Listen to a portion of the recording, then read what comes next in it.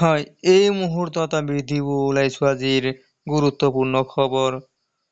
অৰুণোদয় হিতাধিকাৰীয়ে ফেব্ৰুৱাৰীৰ পৰা লাভ কৰিব আন এক সুবিধা, মুখ্যমন্ত্ৰীৰ মন্তব্য। জনসভাত ভাষণ প্ৰদান কৰি মুখ্যমন্ত্ৰী হিমন্ত বিশ্ব শৰ্মাই কয় যে প্ৰধানমন্ত্ৰী নৰেন্দ্ৰ মোদীয়ে সমগ্ৰ দেশতে প্ৰায় ৩ কোটি মহিলাক লাখপতি বাইদেউ হিচাপে গঢ়ি তোলাৰ বাবে সংকল্প লৈছে।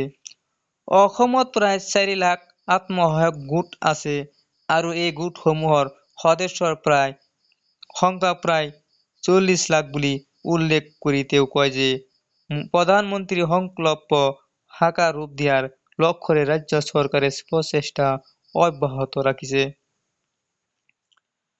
আজি লখিমপুৰৰ লাভক চাহ বাগিচা খেলপথাৰত আয়োজিত এক বিশাল জনসভা সম্বোধনত মুখ্যমন্ত্ৰী হিমন্ত বিশ্ব শৰ্মাই কয়, এই সভাত মুখ্যমন্ত্ৰীৰ মহিলা উদ্যমিতা অভিযানৰ অধীনত লখিমপুৰৰ বিধানসভা সমষ্টিৰ আত্মসহায়ক গোটৰ ৩৯,৩১৮ গৰাকী সদস্যক প্ৰাৰম্ভিক মূলধন হিচাপে 10,000 টকাকৈ উদ্যমিতা পুঁজিৰ চেক বিতৰণৰ শুভাৰম্ভ কৰে।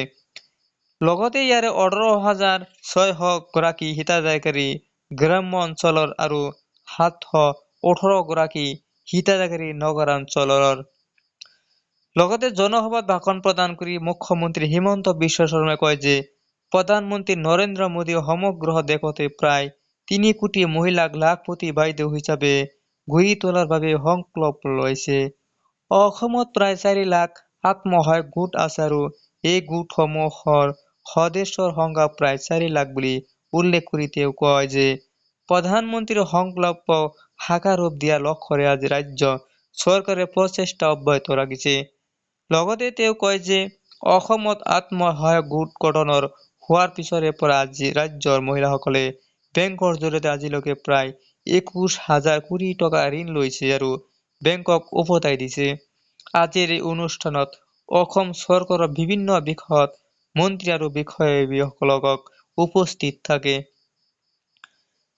ৰাজ্য চৰকাৰে জনসাধাৰণৰ কল্যাণৰ বাবে গ্ৰহণ কৰিবলৈ আগবঢ়োৱা আন ৩টা পদক্ষেপৰ কথা উল্লেখ কৰি অসমৰ মুখ্যমন্ত্ৰী হিমন্ত বিশ্ব শৰ্মাই কয় যে অহা ৭ নৱেম্বৰৰ পৰা ৰেচন কাৰ্ড থকা পৰিয়ালসমূহে চাউলৰ লগতে দাউল, নিমখ আৰু চেনি সুলভ মূল্যৰ ৰেচনৰ দোকানত লাভ কৰিব। ৰাজ্য চৰকাৰে যিসমূহ পৰিয়ালে অৰুণোদয় আঁচনিৰ সুবিধা লাভ কৰিছে, তেওঁলোকে ৰন্ধন গেছ ক্ৰয়ৰ বাবে আঁচনিখনৰ অধীনত প্ৰদান কৰা ১,২৫০ টকাৰ উপৰিও অতিৰিক্তভাৱে ২৫০ টকাকৈ লাভ কৰিব।